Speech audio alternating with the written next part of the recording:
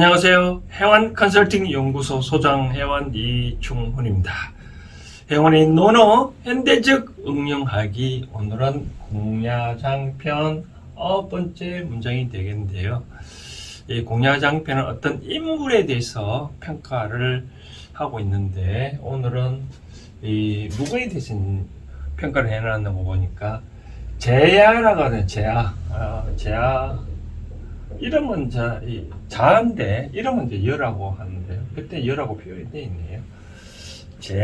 제야는,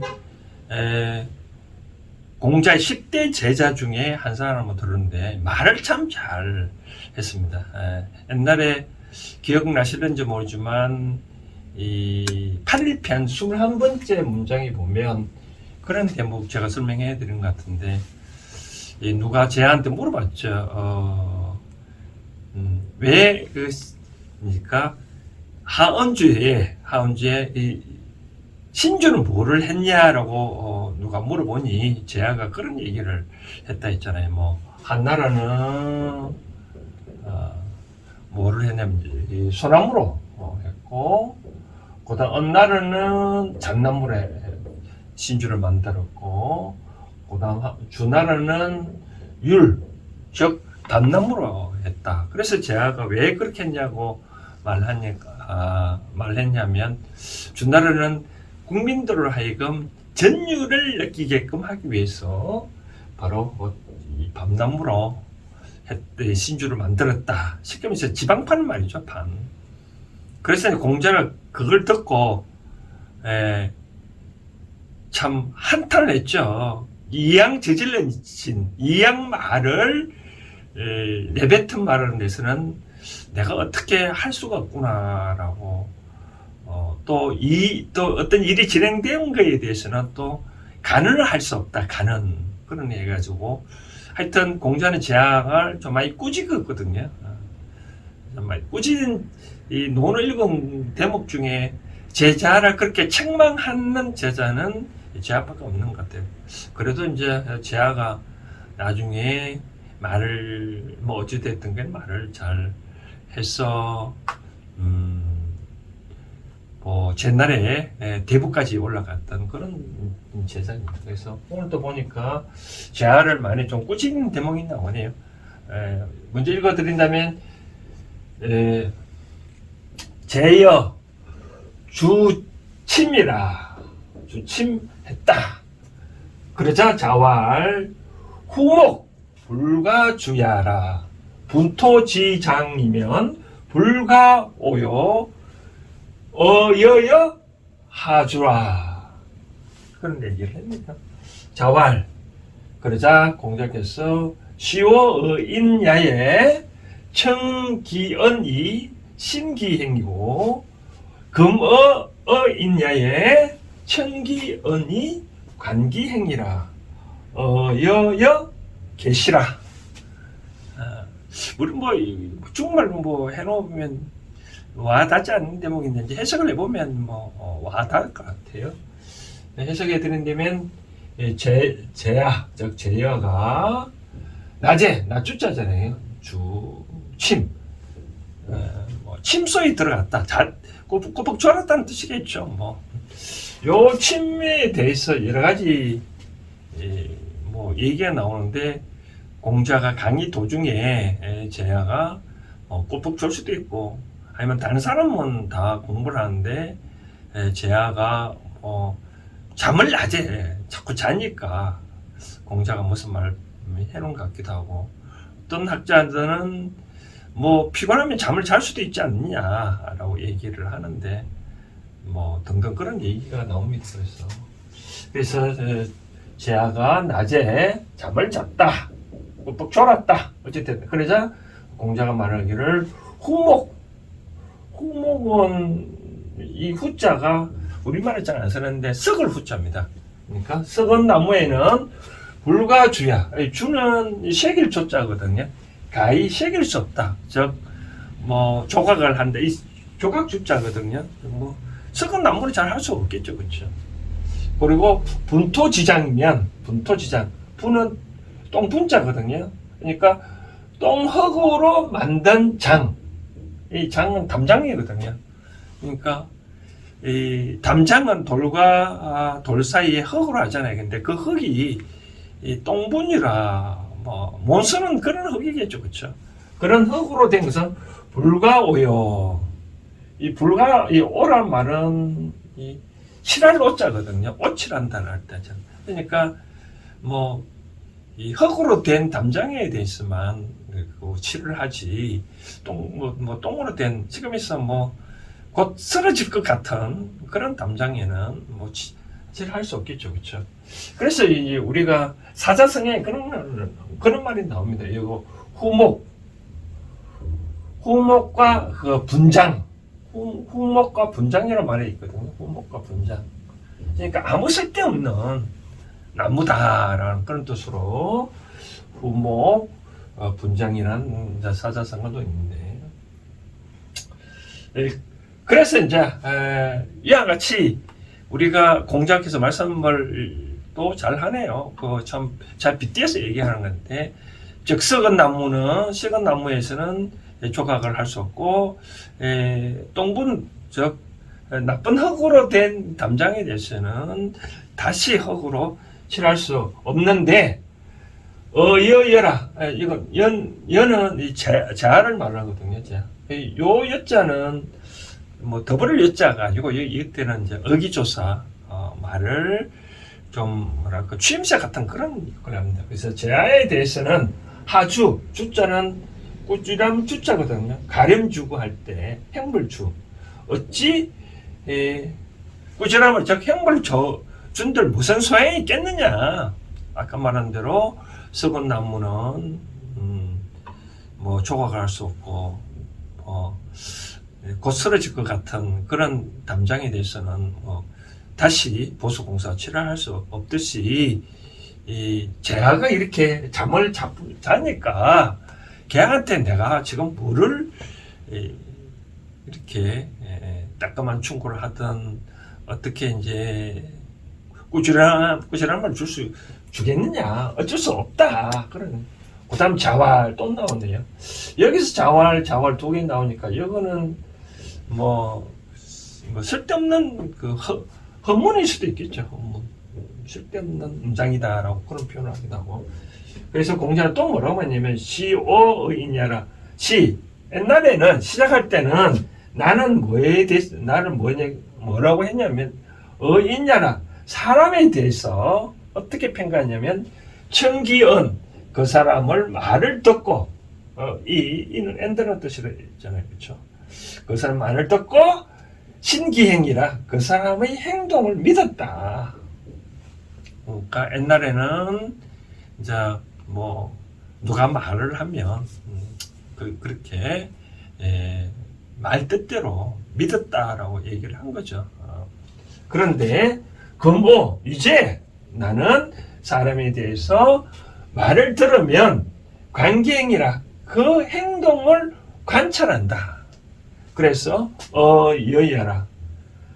제한을 통해 때문에 이제 이제 이것을 바꾸었다. 제한 때문에 바꾸었다라고 얘기를 하네요. 그러니까 제아가 뭐 공잡에서 자꾸 말을 뿌리리리 하니까 뭐 그런 줄 알고 이렇게 청기현 그 사람 말을 듣고 행동을 믿었는데 이제 보니까 제가 계속 뭐 공부해라 해도 뭐 제아가 네 스승님 공부하겠습니다 라고 말을 했겠죠. 그죠? 근데 막상 이제 보니까 공부를 안 하고 자꾸 잔다 이거죠. 그죠? 그러자 이제 공자가 이제는 누가 사람을 말을 하면 행동을 믿는 게 아니라 뭐 못하게 행동을 신에서 뭐로 바뀌었죠? 관찰을 했다. 이제는 사람이 누구를 통해서 말을 해도 믿지를 아니하고 그 행동을 이제 관찰하는 그런 버릇이 생겼다. 그 이유가 바로 제약 때문이다라고 되어 있네요. 그래서 이제 그만큼 공자가 제약을 아꼈겠죠, 그렇죠? 우리가 이쪽은 이제 반어법적으로 해석할 수도 있잖아요, 이제 반어법. 여기 나오네요, 그렇죠? 하주라.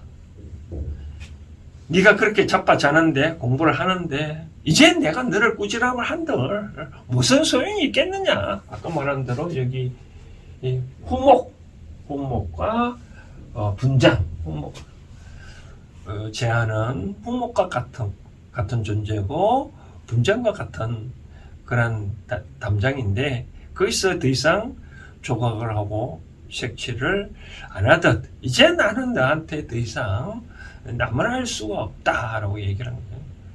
그게 오히려 더 제가 방금 말한 더 이제 심한 꾸지람을 하는 게 아닐까요? 저도 애가 3명인데 그런 말 하잖아요. 나는 이제 뭐 옛날 우리 어른들 그런 말 하잖아요. 이제 뭐 내가 다시는 내가 그런 말 하면 내가 성을 간다든지 다시는 내가 너한테 잔소리하면 뭐 성을 가고 뭐 밥을 안 먹어요. 다시는 내가 너한테 이제 잔소리 안 하겠다라고 말하는 거 보면 뭐 여러분들 다 경험 있잖아요, 그렇죠? 그만큼 이 최고 수단을 쓰는 거죠, 그렇죠? 결국은 저 제안은 나중에 큰 인물이 돼서 옛날에 대법관이 됐는데 그만큼 공자는 제자들의 특성에 맞게끔 잘 교육을 시킨 것 같아요. 이제 여기서 이제 저는 또 하나 덧붙이고 싶은 건 현대적으로 응용하는 차원에서는 요거를 말씀드리고 싶네요. 계시 이제 바꾸었다. 저는 항상 그런 말을 합니다. 내 눈앞에 보이는 것들은 다 공부거리를 삼아라. 공자도 그러했네요. 전에는 요거 누가 말을 하면 그대로 신기행을 했는데 이제는 말을 들어도 신기행을 하지 않냐고 그 행동을 관찰하게 된대요, 그렇죠? 그래서 한번 누가 말을 해도 이제 잘 안 믿고 과연 그런지 아닌지 관찰하고 난 다음에 평가하는 것 같아요. 저도 이제 이런 얘기를 좀 자주 하는 편인데 사기꾼한테 사기를 당했다라고 하면 그 사람을 나쁘게 평가하지 말라고 좀 말을 하거든요. 왜 사기꾼은 내한테 더 큰 사기를 당한 것을 미리 예방하기 위해서 지금 이렇게 예방 주사를 맞은 계기다라고 생각하고 다음에는 그런 상황 되면은 이제 사기를 안 당하겠죠, 그렇죠? 그래서 저는 항상 내 눈앞에 보이는 것들에 대해서는 잘 살펴주라. 나의 공부거리를 삼아라 말씀드리고 싶고 또 하나 이제 덧붙이고 말씀드리고 싶은 사항은 이 사람은 항상 이 사람끼리 어울려서 사람의 말이 곧 뭐냐면 나의 기운을 보충을 해주는 거거든요. 그래서 저는 이제 말씀드리고 싶은 사항은 학생의 기준에 성장을 할 때 이제 맨 처음에 가족의 입장에서 부모가 항상 자식 교육을 시키잖아요, 그렇죠? 부모 말을 자식 교육을 시킬 때 일단 잘 들어놔라. 부모 말을 잘 안 들어놓으면 그만큼 성장을 못하는 거죠, 그렇죠? 그 다음 이제 학교 가면 학교 선생님 말씀을 잘 들어놔야 되는 거. 그만큼 내가 있어서 부모나 선생님 말씀 안 듣고 내가 그만큼 성장 못하는 거죠. 그 다음 이제 학교 졸업하고 회사에 들어가면 회사의 선배, 멘토라는 게 있을 수 있잖아요. 선배들 말씀을 잘 들어놔야 그만큼 성장을 할 수가 있다라고 말씀드리고 싶은데요. 그래서 공자도 이와 같이 계시 내가 제한 때문에 내가 베네테스피 만약에 사람들이 그런 이야기하는 거를 유심히 잘 들어놔야 내가 성장하지. 그렇지 않으면 성장 못한 거죠. 만약에 이런 경우가 있을 수 있겠죠. 뭐 어릴 때 부모 말씀을 잘 못 들었다든지 학교도 뭐 깡패를 쳤다. 그러면 지금은 나는 영원히 성장할 수 없느냐? 그런 건 아닙니다. 그러면 어떻게 하냐? 지금이라도 주변에 하는 이야기를 일단은 들어놓아라.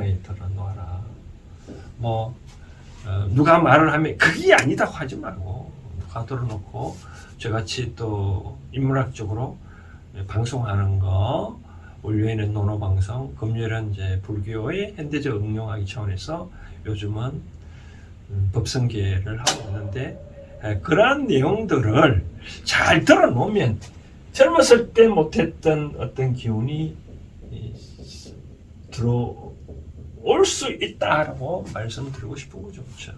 이러한 사항을 명심하시고, 요 공야장 9번째 문장을 보니까 바로 그런 차원이 여러분들이 이해를 해야 될 것 같아요.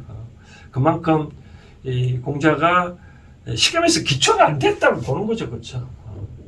내가 강의를 하는데 제가 자꾸 뻑뻑 좋으니까 기초가 안 된 사람한테 뭐를 하겠느냐라고 얘기를 했다시피, 그래도 이제 제가 분발을 해가지고 공자 10대 제자 중에 하나 포함됐다시피 분발을 많이 했겠죠. 그렇죠? 그처럼 여러분들도 만약에 부모 말씀이나 학교 선생님 말씀이나 직장에서 그런 말 만약에 못 들어서 내가 지금 어려운 지경이 있으면 이제는 바꿔야 된다.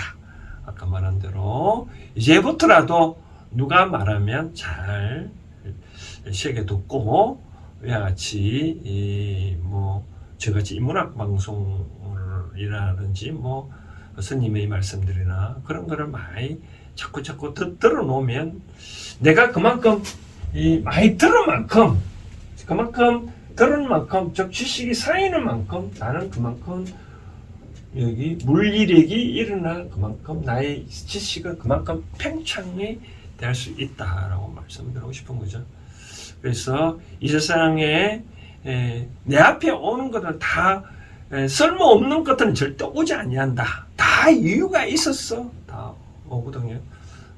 그런 차원에서 저는 말씀을 드리고 싶습니다. 그래서 공자도 어느 순간 제아가 꾹꾹꾹 하는 걸 보고 공자도 바뀌었다고 하니, 여러분들은 그런 유심히 어떤 환경들을 잘 관찰하고 잘 받아들이면 그만큼 나는 성장을 한다라고 말씀드리고 싶네요. 오늘 공양장 편 9번째 문장은 이 정도로 하겠습니다. 감사합니다.